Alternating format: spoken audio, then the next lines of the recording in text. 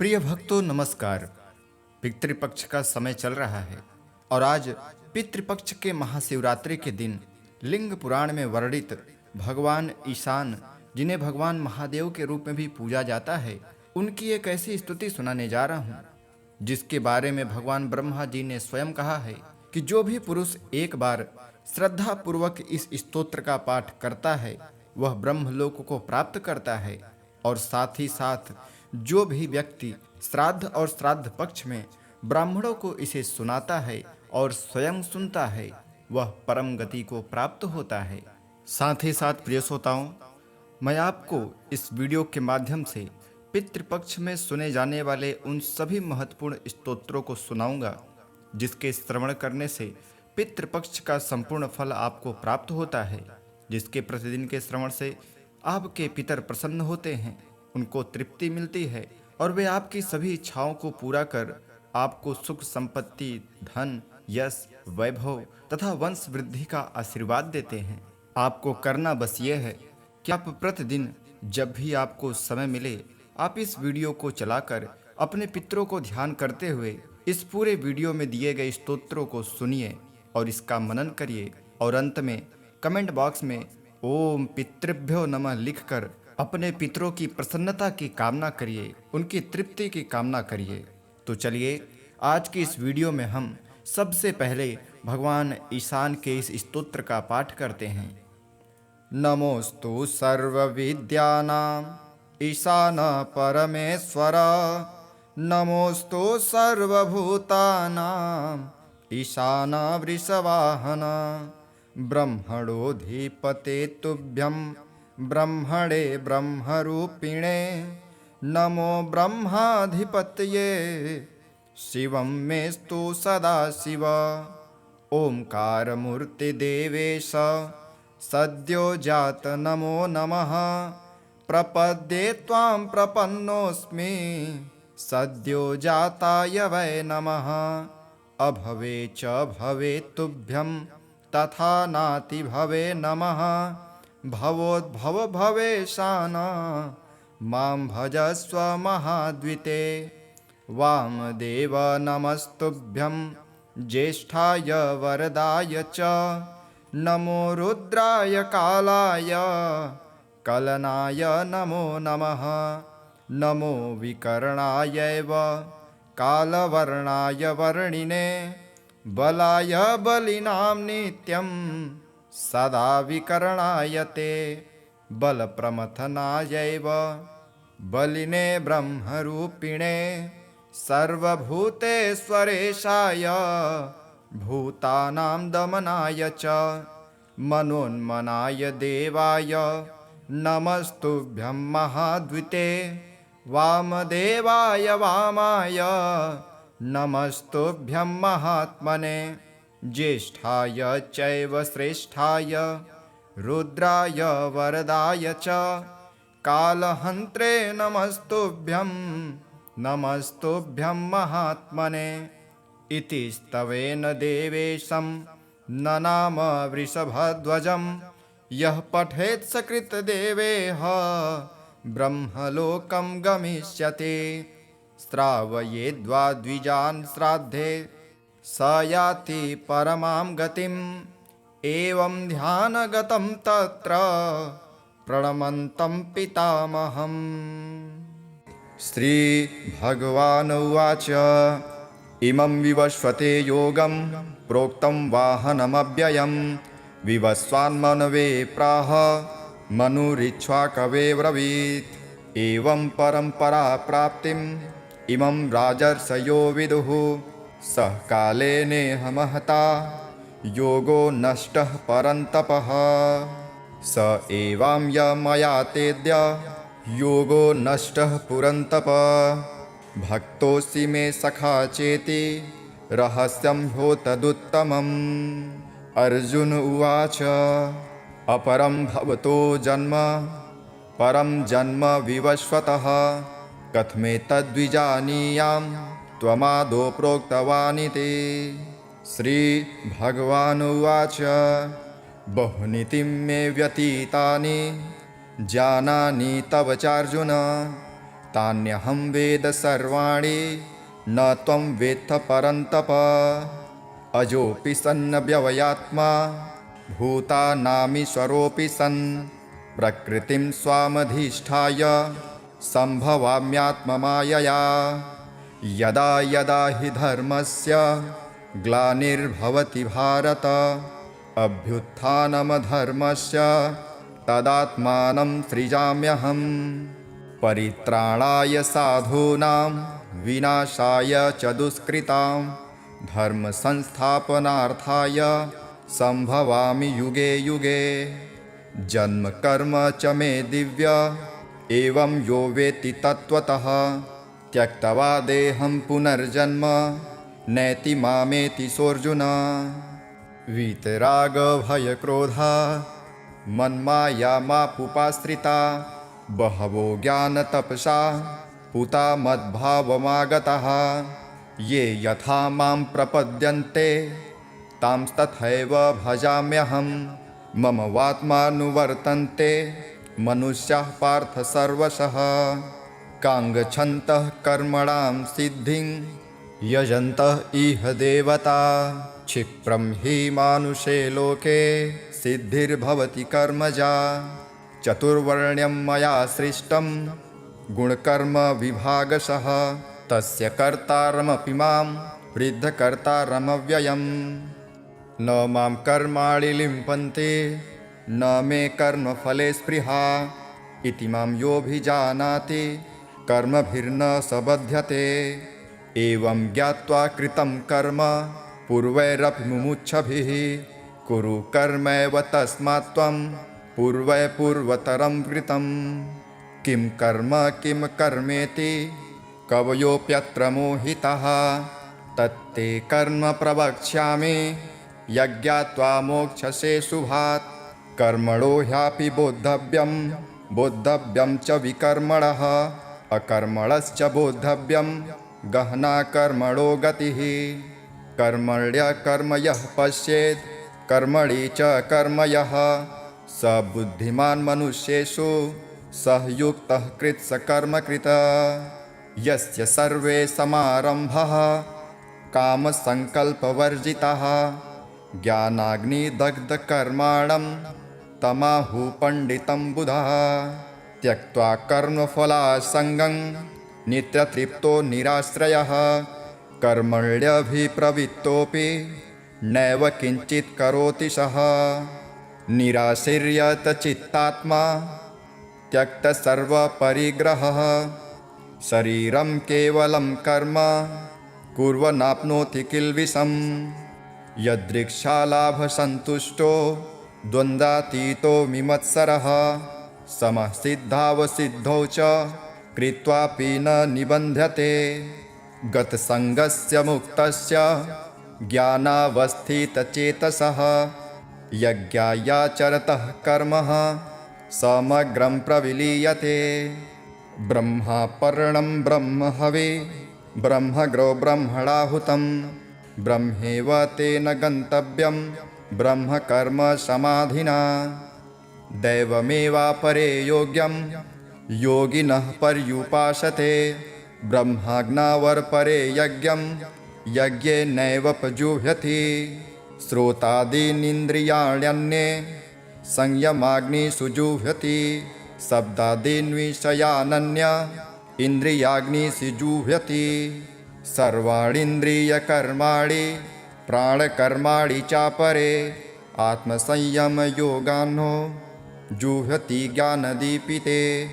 द्रव्ययज्ञास्तपोयज्ञा योगयज्ञास्तथा परे स्वाध्यायज्ञानयज्ञाश्च यतयः संसितव्रतः।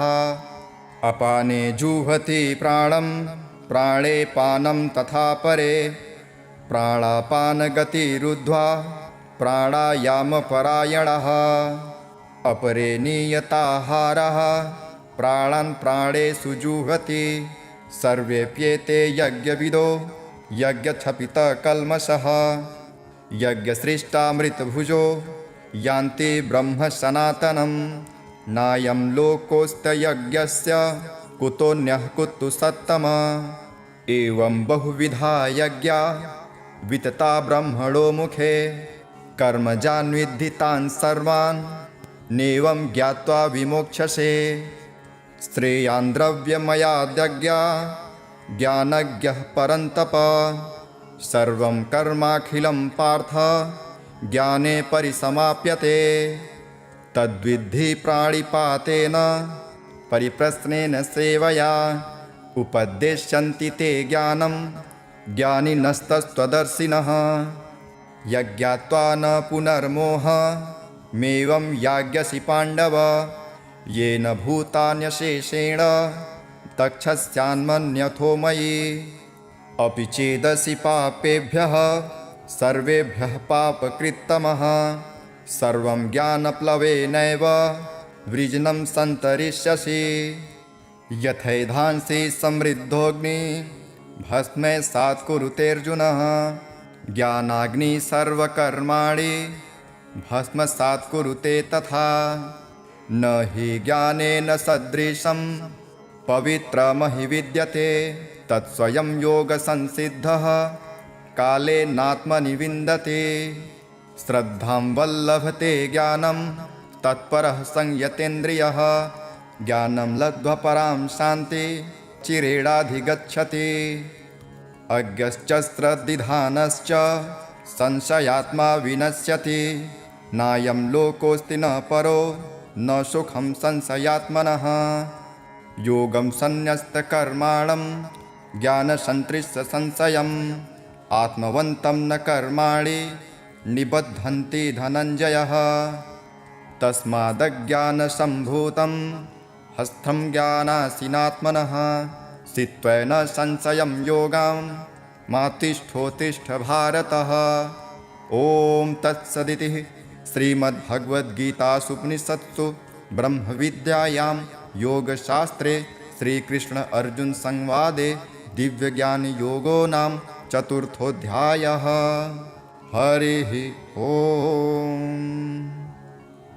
श्रीभगवानुवाच मय्यासक्तमनः पार्थ योगं युज्यन्मदाश्रयः असंशयसमग्रं मा यथा याज्ञसिति शृणु ज्ञानं तेऽहं सविज्ञानमिदं वक्ष्याम्यशेषतः यज्ञात्वा नेह भूयो नज्ञ ज्ञातव्यमवशिष्यते मनुष्याणां सहस्रेषु कच्चिद्यत्तति सिद्धये यततामपि सिद्धानां कञ्चिन्मा वेत्ति तत्त्वतः भूमिरापो नलो वायुः खङ्मनो बुद्धिरेव च अहङ्कार इति यं मे भिन्ना प्राकृतिरष्टधा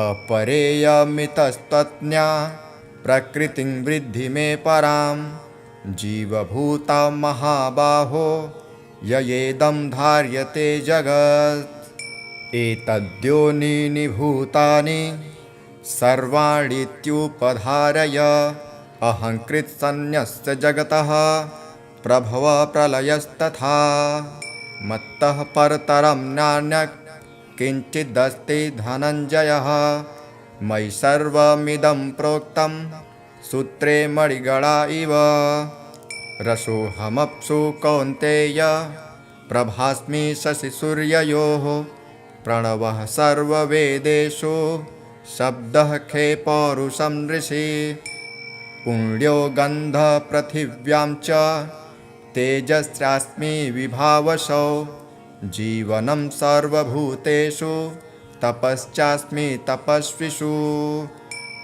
बीजं मा सर्वभूतानां वृद्धि पार्थ सनातनं बुद्धिर्बुद्धिमतामस्मि तेजस्तेजस्विनामहम् बलं बलवतां चाहं कामरागविवर्जितं धर्माविरुद्धो भूतेषु कामोऽस्मि भरतर्षभ ये चैव शक्तिका भावा राजसास्तामसाश्च ये मत एवेति तान् विद्धि न त्वहं तेषु ते मये। त्रिभिर्गुणमये भार्वै रैभिः सर्वमिदं जगत् मोहितं नाभिजातानि मामेभ्यः परमव्ययम्। दैवीहोषा गुणमये मम माया दुरत्यया मामेव ये प्रपद्यन्ते मायामेतां तरन्ति ते। न मां दुष्कृतिनो मूढाः प्रपद्यन्ते नराधमः मायया पृहतज्ञाना आसुरं भावमाश्रिताः। चतुर्विधा भजन्ते मां जानः सुकृतिनोऽर्जुनः आर्तो जिज्ञासुरर्थार्थी ज्ञानी च भरतर्षभ। तेषां ज्ञानी नित्ययुक्त एकभक्तिर्विशिष्यते प्रियो हि ज्ञानिनोत्यर्थ महं स च मम प्रियः। उदारा सर्व एवैते ज्ञानी त्वात्मैव मे मतम् अस्थितः स हि युक्तात्मा मामेवानुत्तमागतिम्। बहूनां जन्मनामन्ते ज्ञानवान् मा प्रपद्यते वासुदेवः सर्वमिति स महात्मा सुदुर्लभः। कामस्तैस्तैर्हृतज्ञानः प्रपद्यन्तेऽन्यदेवतः तं तं नियमास्थाय प्रकृत्या नियतः स्वया। यो यो यां यां तनुं भक्तः श्रद्धयार्चितुमिच्छति तस्य तस्याचलां श्राद्धां तामेव विदधात्मयः। स तया श्रद्धया युक्तस्तस्याराधनमीहते लभते च ततः कामान् मयैव विहितान् हितान्। अन्तवत्तु फलं तेषां स्तब्धवत्यल्पमेधसां देवान् देवयजो यान्ति मद्भक्त्या यान्ति मामपि। अव्यक्तं व्यक्तिमापन्नं मन्यन्ते मामबुद्धयः परं भावमजानन्तो ममाव्यक्तमनन्तमम्। नाहं प्रकाशः सर्वस्य योगमाया समावृतः मूढोऽयं नाभिजातानि लोको मामजमव्ययम्। देवाहं समतीतानि वर्तमानानि चार्जुन भविष्याणि च भूतानि मां तु वेद न कञ्चनम्। इच्छाद्वेषसमुत्थेन द्वन्द्वमोहेन भारत सर्वभूतानि सम्मोहं सर्गे यान्ति परन्तप।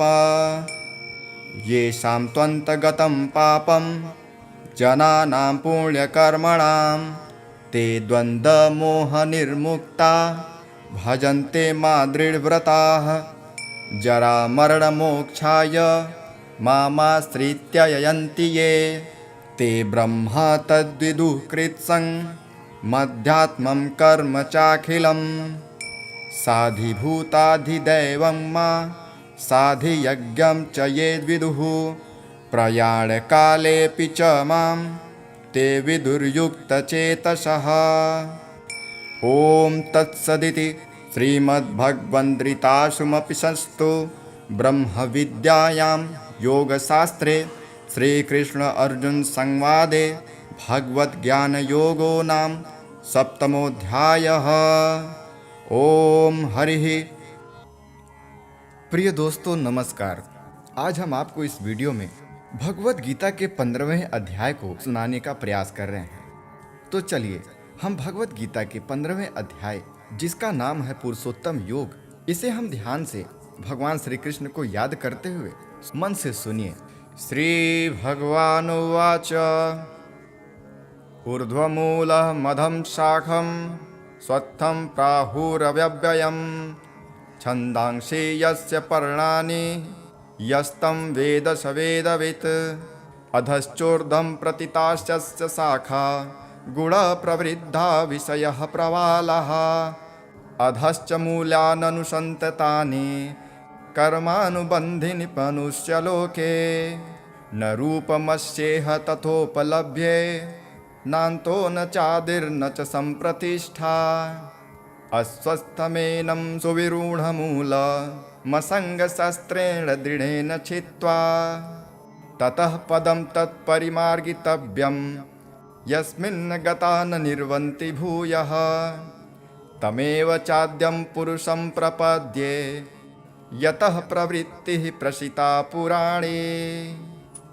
निर्मानमोहाजितसङ्गदोषा आध्यात्मनित्या निवृत्तकामा द्वन्द्वैर्विमुक्ता सुखदुःखसंज्ञैर्गच्छन्तमूढा पदमव्ययं तत् न तब्धाशयते सूर्यो न शशाङ्को न पावकः यद्दात्वा न निर्वन्ते तद्धाम परमं मम ममैवांशो जीवलोके जीवभूतः सनातनः मनः षष्ठानि इन्द्रियाणि प्रकृतिस्थानि कर्षति शरीरं यदवाप्नोति यच्चाप्युत्क्रामतीश्वरः गृहीत्वैतानि संयाति वायुर्गन्धानि वाशयात् श्रोतं चक्षुस्पर्शनं च रसनं घ्राणमेव च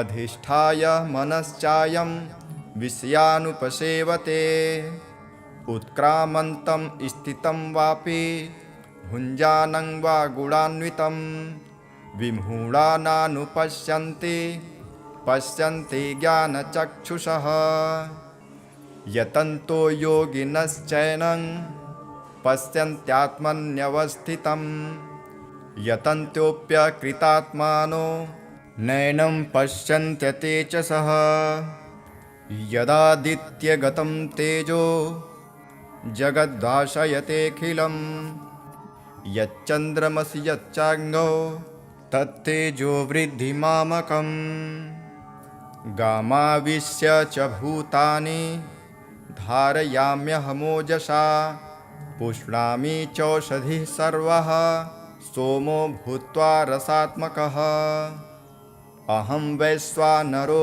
भूत्वा प्राणिनां देहमाश्रितः प्राणापानसमायुक्तः पचाम्यत्रं चतुर्विधम् सर्वस्य चाहं हृदि सन्निविष्टो मत्तः स्मृतिर्ज्ञानमपोहनं च वेदश्च सर्वैरहमेव वेद्यो वेदान्तकृद्वेदविदेव चाहं द्वाविमो पुरुषो लोके क्षरश्चाक्षर एव च क्षरः सर्वाणि भूतानि कूटस्थोऽक्षर उच्यते उत्तमः पुरुषत्वन्यः परमात्मेत्युदाहृतः यो लोकत्रयमाविश्यः बिभर्त्यव्यय ईश्वरः यस्माच्छर्मतीतोऽहं क्षरादपि चोत्तमः अतोऽस्मि लोके वेदे च प्रथितः पुरुषोत्तमः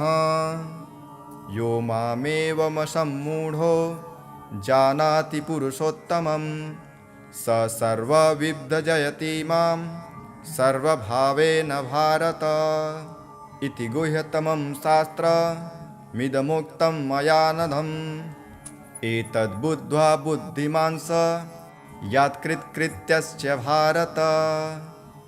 ॐ तत्सदिति श्रीमद्भगवद्गीतासूपनिषत्सु ब्रह्मविद्यायां योगशास्त्रे श्रीकृष्ण अर्जुन संवादे पुरुषोत्तमयोगो नाम पञ्चमदशोऽध्यायः। हरिः ओम्। अथ श्री नारायण कवच राजोवाच यया गुप्तसहस्राक्षः सवाहन रिपुसैनिकान् क्रीडन्निव विनिर्जित्य त्रिलोक्या बभुजे श्रियं भगवस्तन्ममाख्याहि वर्मनारायणात्मकं कथः तथा यिनः शत्रून् येन गुप्तो जयन्मृधे। श्रीशुक उवाच वृतः पुरोहितस्त्वाष्ट्रो महेन्द्रायानुपृक्षते नारायणाख्यं वर्माः तदिहैकमनः शृणु।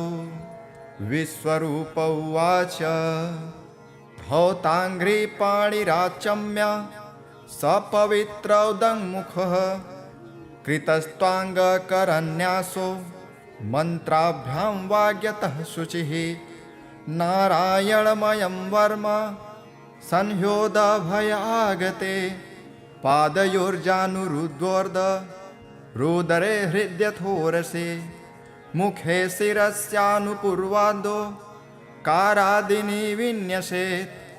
ॐ नमो नारायणायेति विपर्ययमथापि वा करं न्यासं ततः कुर्याद् द्वादशाक्षरविद्यया प्रणवादीयकारान्त मङ्गुल्यङ्गुष्ठपर्वसु न्यसेदृद ओङ्कारं विकारमनुमूर्धनि साकारं तु भ्रुवोर्मध्ये आकारं शिखया दशेत्। वेकारं नेत्रयोर्जुञ्जा ओङ्कारं सर्वसन्धिषु मकारं मस्त्रमिहुदिक्षि मन्त्रमूर्धिर्भवेदबुधः सविर्गसङ्गफलन्तं तत्सर्वदिक्षु विनिर्देशे ॐ विष्णवे नमः इति। आत्मानं परमं ध्यायेत् ध्येयं षट्शक्तिर्भिर्युतं विद्या तेजस्तपो मूर्तिं मिमं मन्त्रमुदाहरेत्। ॐ हरिविर्दध्यानं मम सर्वरक्षां नस्ताङ्गगृहे पद्मः पतेङ्गदष्टो दरारिचर्माशिगदेषु च पाषाणदधानोष्टगुणोष्टबाहुः जलेषु मा रक्षतुमर्चमूर्ति यार्दो गणेभ्यो वरुणस्य पाशात् स्थलेषु माया वटुवा मनोव्यात् त्रिविक्रमः खेवतु विश्वरूपः दुर्गष्ट्वटव्याजिमुखादिषु प्रभु पाया नृसिंहो सुरयूथपारिः विमुच्यतो यस्य महाटहासं दिशो विनेदुर्यपतंश्च गर्भः रक्षत्वशो माध्वनियज्ञकल्पः स्वदंष्टयोन्नीतधरो वराहः रामोद्रिकूटे स्वथद्विप्रवासे सलक्ष्मणोऽव्याभरताग्रजोऽस्मान् मामोग्रधर्मादखिलात् प्रामात् नारायणः पातु नरश्च हासात् दत्तस्तयोगादथ योगनाथः पायाद्गुणेशः कपिलः कर्मबन्धनात् सनत्कुमारोऽवतु कामदेवार्ध यशीर्षामापथि देवहेलनात् देवर्षिवर्यः पुरुषार्चनान्त कुर्मो हरिर्मां निरयादशेषात् धन्वन्तरिर्भगवान् पार्थपथ्यात् द्वन्द्वाद्भयादृशभो निर्जितात्मा यज्ञश्च लोकादवतात् जनान्तात् बलो गणात् क्रोधवशादहीन्द्रः द्वैपायनो भगवान् प्रबोधात् बुद्धस्तु पाखण्डगणात् प्रमादात् कल्किः कले कालमलात् प्रयातु धर्मावनायोरुकृतावतारः मां केशवो गदया प्रतारभ्यात् गोविन्द आसङ्गवमाप्तवेणुः नारायणप्राण उदात्तशक्तिः मर्धन्दिने विष्णुररीन्द्रपाणिः देवोपराह्ने मधुहोग्रधन्वा सायं त्रिधामावतु माधवो मां दोषे हृषिकेश उदार्धरात्रे निशीथ एकोऽवतु पद्मनाभः श्रीवत्सधामा पररात्र ईशः प्रत्यूष ईशोऽसिधरो जनार्दनः दामोदरो व्यादनुसन्ध्य प्रभाते विश्वेश्वरो भगवान् कालमूर्तिः चक्रं युगान्ता नलतिग्ननेमि भ्रमत्समन्ताद् भगवत्प्रयुक्तं दन्दग्धिदन्दग्धरिसेनमासु कच्छं यथावात् सखो हुताशः गदे सनिस्पर्शन विमुस्फुलिङ्गे निस्पिण्ढि निस्पिण्ढजिद प्रियासि कुष्माण्डवैनायकयक्षरक्षो भूतग्रहाचूर्णचूर्णयारिन् त्वं यातु धान प्रमथ प्रेतमात्रे पिशाच विप्रग्रघोरदृष्टीन् दरेन्द्रविद्रावकृष्टपूरितो भीमस्वनुर्हृदयानि कम्पयन् त्वन्तिग्मधारा शिवराशिसैन्य मीश प्रयुक्तो मम छिन्धि छिन्धि चर्मञ्च चन्द्र छायद्विषामन् द्विषामघोनां हरपापचक्षुषाम् यन्नो भयं ग्रहेभ्यो भूत् केतुभ्यो निभ्य एव च सरीसृपेभ्यो दंष्ट्रिभ्यो भूतेभ्यो होभ्य एव वा सर्वाण्येतानि भग्नाम रूपांस्त्रकीर्तिनाथ प्रयान्तु संक्षयं सद्यो येन श्रेयः प्रतीपकाः गरुडो भगवान् स्तोत्र तोभश्छन्दोमयः प्रभु रक्षत्वशेषः कृच्छेभ्यो विश्वक्सेनः स्वनामभिः सर्वापद्भ्यो हरे नाम रूपयानायुधानि नः बुद्धीन्द्रियमनः प्राणान् पान्तु पार्षदभूषणः यथा हि भगवानेव वस्तुतः सदसच्चयत् सत्यनानेन नः सर्वे यान्तु न समुमाद्रवाः यथैकात्म्यानुभावानां विकल्परहितः स्वयं भूषाणायुद्धलिङ्गाख्या धत्ते शक्ति स्वमायया तेनैव सत्यमानेन सर्वज्ञो भगवान् हरिः पातु सर्वः स्वरूपैर्नः सदा सर्वत्र सर्वगः विदिक्षुः दिक्षुर्ध्वमनदः समान्ता दन्तर्बहिर्भगवान् नरसिंहः प्रहापयां लोकभयं स्वनेन ग्रहस्थसमस्ततेजः मघवन्निदमाख्यातं वर्मनारायणात्मकं विजयस्य जसाञ्जेन दंशितोऽसुरयूथपान् एतद्धारयमाणस्तु यं यं पश्यति चक्षुषा पदावां संस्पृशे सद्यः साध्वसात् स विमुच्यते न कुतश्चित् भयं तस्य विद्याधारयतो भवेत् राजदस्युग्रहादिभ्यो व्याघ्रादिभ्यश्च कर्हिचित् इमां विद्या पुरा कश्चित् कौशिको धारयन् द्विजः योगधारणयां स्वाङ्गं जाहो स मरुधन्वनि तस्योपरि विमानेन गन्धर्वपतिरेकदा ययौ चित्ररथः स्त्रीर्भिः वृतो यत्र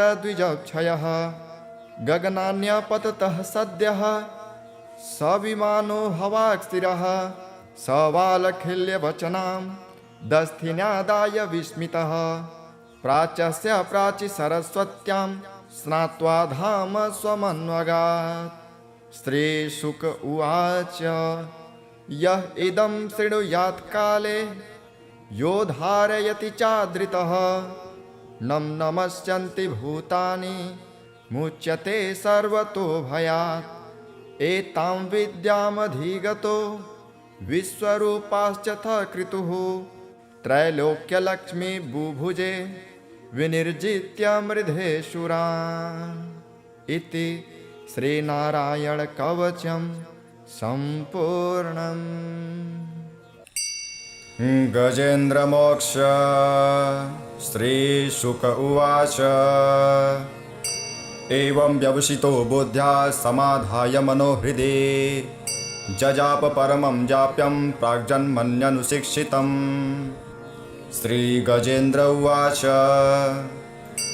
ॐ नमो भगवते तस्मै यत् एतच्चिदात्मकं पुरुषायादिबीजाय परेशायाभिधीमहि यस्मिन्निदं यतश्चेदं येनेदं य इदं स्वयं योऽस्मात् परस्मात् परस्तं प्रपद्ये स्वयंभुवम् यः स्वात्मनिदं निजमार्ययार्पितं क्वचिद्विभातं क्वच तत्तिरोहितम् अविद्ददृक्सात् भूयं तदीक्षते स आत्ममूलोऽवतमात् परात् परः कालेन पञ्चत्वमितेषु कृत्स्नसु लोकेषु पालेषु च सर्वहेतुषु तमस्तदासीदगहनं गभीरं यस्तस्य पारे विभिराजते विभुः न यस्य देवा ऋषयः पदं विदुर् जन्तुः पुनः कोऽर्हति गन्तुमीरितुं यथा नटश्चाकृतिभिर्विचेष्टतो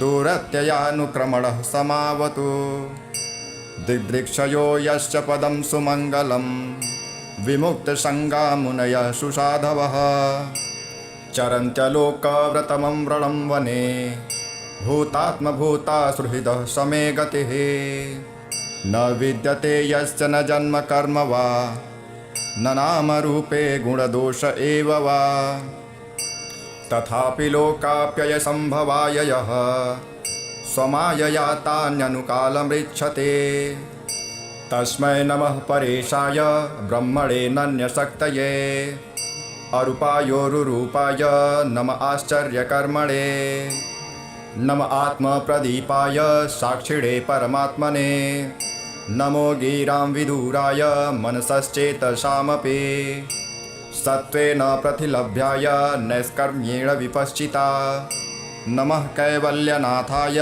निर्वाणसुखसंविदे नमः शान्ताय घोराय मूढाय गुणधर्मिणे निर्विशेषाय साम्याय नमो ज्ञानघनाय च क्षेत्रज्ञाय नमस्तुभ्यं सर्वाध्यक्षाय साक्षिणे पुरुषायात्ममूलाय मूलप्रकृतये नमः सर्वेन्द्रियगुणद्रष्टे सर्वप्रत्ययहेतवे असताक्षाय युक्ताय सदाभासाय ते नमः नमो नमस्तेऽखिलकारणाय निष्कारणाय भूतकारणाय सर्वागमान्माय महार्णवाय नमोपवर्गाय परायणाय गुणाररिच्छन्न चतुष्मपाय तच्छोभविस्फुर्जितमानसाय नैष्कर्म्यभावेन विवर्जितागम स्वयं प्रकाशाय नमस्करोमि माद्रिक्प्रपन्नपशुपाशविमोक्षणाय मुक्ताय भूरि करुणाय नमो लयाय स्वांशेन सर्वतनुभृन्नमनसि प्रतीत प्रत्यग्दृशे भगवते बृहते नमस्ते आत्मात्मजाप्तगृहवित्तजनेषु शक्तेर्दुष्प्रापणाय गुणसङ्गविवर्जिताय मुक्तात्मभिस्वहृदये परिभाविताय ज्ञानात्मने भगवते नम ईश्वराय यं धर्मकामार्थविमुक्तिकामा भजन्त इष्टा गतिमाप्नुवन्ते किं त्वाशिशोरात्यपि देहमव्ययं करोतु मे दभ्रदयो विमोक्षणम् एकान्तिनो तश्च न कञ्चनार्थ वाञ्छन्ति ये वै भगवत्प्रपन्नः अत्यद्भुतं तच्चरितं सुमङ्गलं गायन्त आनन्दसमुद्रमग्नः तमक्षरं ब्रह्म परं परेश मव्यक्तमाध्यात्मिकयोगगम्यम् अतीन्द्रियं सूक्ष्ममिवातिदूर मनन्तमाद्यं परिपूर्णमीडे यस्य ब्रह्मादयो देवा वेदा लोकाश्चराचरः नामरूपविभेदेन हल्व्या च कलया कृतः यथार्चिषोग्रे सवितुर्गभस्तयो निर्यान्ति संज्ञाचकृत्सरोषिषः तथा यतोऽयं गुणसम्प्रभाहो बुद्धिर्मनः खानि शरीरसर्गः स वै न देवासुरमर्त्यतिर्यं न स्त्री न षण्डो न पुमान जन्तुः नायं गुणः कर्म न सन्न चासन् निषेधशेषो जयताश देशः जिजीविषेनाहमिहामुयाकी मन्तर्बहिश्चावृतये भयोन्याः इच्छामि कालेन यस्य विप्लव तस्यात्मलोकावरणस्य मोक्षम् सोऽहं विश्वं सृजं विश्वं विश्वं विश्ववेदसं विश्वात्मा मनजं ब्रह्म प्रणतोऽस्मि परं पदम् योगरन्धितकर्माणो हृदि योगविभाविते योगिनोऽयं प्रपश्यन्ति योगेशं तं नमोऽस्म्यहम् नमो नमस्तुभ्यमसह्यवेग शक्तित्रयायाखिलधिगुणाय प्रपन्नपालाय दुरन्तशक्तये कदित्रियाणामनवाप्नवर्तने नायं वेद स्वमात्मानं यक्षत्याहं धिया हतं तं दुरत्ययमाहात्म्यं भगवन्तमितोऽस्म्यहम्। श्रीव्यासकृतपितृस्तोत्रम् जाबालिरुवाच गुरून्वद्महाभाग वेदव्यास जगद्गुरु गुरूणां तारतम्यञ्च कस्मात् किं फलमुच्यते।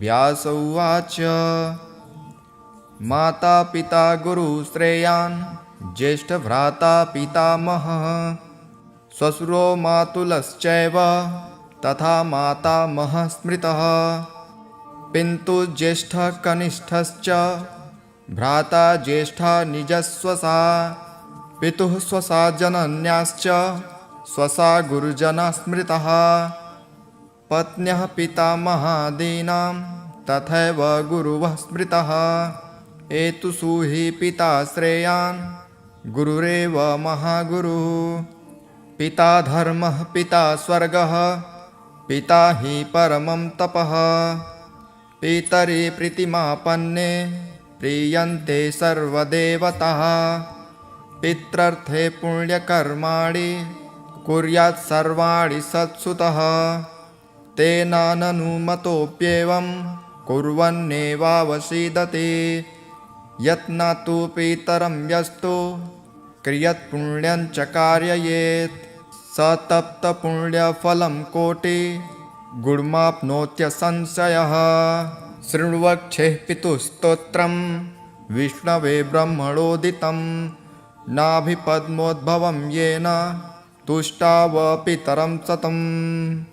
श्रीरुचिकृतपितृस्तोत्रम् रुचिरुवाच अर्चितानाममूर्तानां पितॄणां दिव्यतेजसां नमस्यामि सदा तेषां ध्यानिनां दिव्यचक्षुषाम् इन्द्रादीनां च नेतारो दक्षमारीचयोस्तथा सप्तर्षीणां तथान्येषां तां नमस्यामि कामदां मन्वादीनां मुनीन्द्राणां सूर्यचन्द्रमसोस्तथा ता नमस्याम्यहं सर्वान् पितॄनप्सु दधावपि नक्षत्राणां ग्रहाणां च वायज्ञोर्नभसस्तथा द्यावापृथिभ्योस्तथा ता नमस्यामि कृताञ्जलि देवर्षीणां जनिन्त्रिश्च सर्वलोकनमस्कृताम् अक्षयस्य सदा दात्रीं नमस्याहं कृताञ्जलिः प्रजापते कश्यपाय सोमाय वरुणाय च योगेश्वरेभ्यश्च सदा नमस्यामि कृताञ्जलिः नमो गणेभ्यः सप्तभ्यस्तथा लोकेषु सप्तसु स्वयंभुवे नमस्यामि ब्रह्मणे योगचक्षुषे सोमाधारान् पितृगणान् योगमूर्तिधरास्तथा नमस्यामि सदा सोमं पितरं जागतामहम् अग्निरूपांस्तथैवान्यान् नमस्यामि प्रीतानहम् अग्निसोममयं विश्वं यत् एतदशेषतः ये तु तेजसि ये चैते सोमसूर्याग्निमूर्तयः जगत्स्वरूपिणश्चैव तथा ब्रह्मस्वरूपिणः तेभ्योऽखिलेभ्यो योगिभ्यः पितृभ्यः यतमानसः नमो नमो नमस्ते मे प्रसीदन्तु स्वधाभुजः। श्रीब्रह्माकृतं पितृस्तोत्रम् ब्रह्मोवाच ॐ नमः पित्रे जन्मदात्रे सर्वदेवमयाय च सुखदाय प्रसन्नाय सुप्रीताय महात्मने सर्वज्ञस्वरूपाय स्वर्गाय परमेष्ठिने सर्वतीर्थावलोकाय करुणासागराय च नमः सदाशुतोषाय शिवरूपाय ते नमः सदापराधक्षम्मिणे सुखाय सुखदाय च दुर्लभं मानुषमिदं ये लब्धं मया वपुः संभावनीयं धर्मार्थे तस्मै पित्रे नमो नमः। तीर्थं स्नानं तपो होम जयादितस्य दर्शनं महागुरोश्च गुरुवे तस्मै पित्रे नमो नमः। यस्य प्रणामस्तत्त्वान् कोटिशः पितृतर्पणम् अश्वमेधशतैस्तुल्यं तस्मै पित्रे नमो नमः। इदं स्तोत्रं पितुः पुण्यं यः पठेत् प्रयतो नरः प्रत्यहं प्रातरुत्थाय पितृश्राद्धदिनेऽपि च स्वजन्मदिवसे साक्षात् पितुरग्रे स्थितोऽपि वा न तस्य दुर्लभं किञ्चित् सर्वज्ञतादिवाञ्छितं नानापकर्मं कृत्यापि यस्तोति पितरं सुतः स ध्रुवं प्रतिधायैव प्रायश्चितं सुखी भवेत्। पितुः प्रीतिकरो नित्यं सर्वकर्माणि यथार्हति। इति ब्रह्माकृतं पितृस्तोत्रं सम्पूर्णम्। स्वधास्तोत्रम्। ब्रह्मोवाच स्वधोच्चारणमात्रेण तीर्थस्नाये भवेन्नरः मुच्यते सर्वपापेभ्यो वाजपेयफलं लभेत्। स्वधा स्वधा स्वधेत्येवं यदि वा रत्रयं स्मरेत् श्राद्धस्य फलमाप्नोति कालस्य तर्पणस्य च। श्राद्धकाले स्वधास्तोत्रं यः शृणोति समाहितः लभेच्छाद्धशतानां च पुण्यमेव न संशयः। स्वधा स्वधा स्वधेत्येवं त्रिसन्ध्यं यः पठेन्नरः प्रियां विनीतां स लभेत् स्वाध्वीं पुत्रं गुणान्वितं। पितॄणां प्राणतुल्यां त्वं द्विजजीवनरूपिणी श्राद्धाधिष्ठात्री देवी च श्राद्धादीनां फलप्रदा। बहिर्गच्छ मन्मनसः पितॄणां तुष्टिहेतवे सम्प्रीतये द्विजातीनां गृहीणां वृद्धिहेतवे। नित्या त्वं नित्यस्वरूपासि गुणरूपासि सुव्रते आविर्भावस्थिरो भावः सृष्टो च प्रलये तव।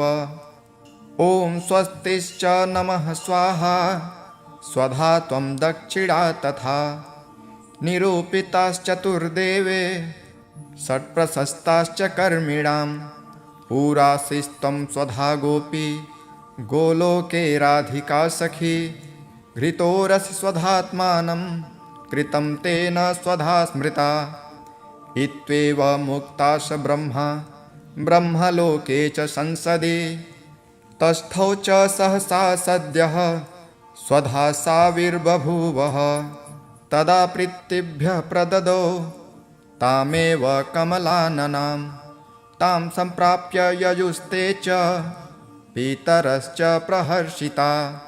स्वधास्तोत्रमिदं पुण्यं यः शृणोति समाहितः सः स्नातः सर्वतीर्थेषु वेदपाठफलं लभेत्। इति ब्रह्मवैवर्तमहापुराणे प्रकृतिखण्डे ब्रह्माकृतं स्वधास्तोत्रं सम्पूर्णम्।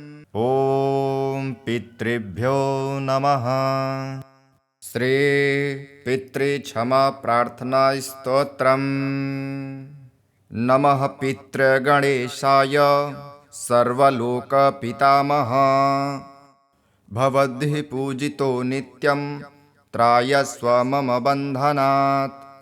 यद्वद्भ्यः कृतं पापं जन्म जन्मान्तरेषु च तत्सर्वं क्षम्यतां देवा मातृपितृपुरोगमाः। श्राद्धव्रततपो होम दानभोगविवर्जिताः सन्तु मे पितरः सर्वे मोदन्ता च स्वकाङ्गृहे। पितृलोकगताः सर्वे मातामह पुरोगमः आगत्य गृहमेधीयं कृपां कुर्वन्तु नित्यशः। यद् अन्नं यद्घृतं दत्तं यत्तर्पणमिहाच्युत तत्तेन पितरः सर्वे तृप्तिमायान्तु नित्यदा। अन्यथा यन्मया कार्य विस्मृतं तदनुग्रहात् त्वत्प्रसादेन मे पित्रे क्षन्तव्या ह्यपराधिनः। पितरः सर्वदेवेशा कुलानां रक्षणाय च प्रसीदन्तु सदा भक्त्या स्मृतानां च महर्षयः। पितृभ्यो नमः सर्वेभ्यो मातृभ्यो गुरुपूजिते क्षमा दत्त्वा च सर्वेषां सुखं दत्तं मयि प्रभो। कृपया पितरः सर्वे दोषान् मुक्त्वा यथार्हणम् आशीर्वदन्तु नित्यं मे मोक्षलाभाय भूयसा। ॐ पितृभ्यो नमः। विस्मृत्यं वंशदेवान् वै लज्जया संस्थितोऽम्यहम् क्षम्यतां मे महान् दोषो मातामह पितामहः। पितृभ्यः प्रणमाम्यद्य सर्वदेवा समाश्रयात् यत्कृत्यं कृतं पापं तदक्षं मम साघय। आयुष्यं स्वास्थ्यसम्पत्तिं सन्तानां सुखमेव च दत्तं पितृगणे नित्यं स्मात् तेषां नमोऽस्तु मे। यदि दोषः कृतो मोहात् वचसा मनसा मया स्वप्ने जाग्रति वा सर्वं क्षन्तव्यं प्रीतिवृन्दकैः। तृप्तिं ददातु मे नित्यं पितृयज्ञसमन्वितः सन्तुष्टा पितरः सर्वे गृहं मे सुखमावहत्। विनयेन प्रणम्याहं कृताञ्जलिपुटं पुनः दत्तं मोक्षमघस्थेभ्यो मम वंश पितामहः। भूलं विगृह्य मोहाश्च यदि सेवां न कृतवात् क्षम्यतां मे महान् दोषो भवद्भ्यः शरणं गतः। कृपां करोतु मे नित्यं पितरः सर्वदेवता सर्वसौख्यमवाप्नोमि युष्मद्भक्त्यानुकम्प्यया। शान्तिं ददातु मे नित्यं गृहक्षेमं च तर्पणात् सन्तोषं पितरः सर्वे मोक्षं ददातु पूर्वजः। ॐ पितृभ्यो नमः।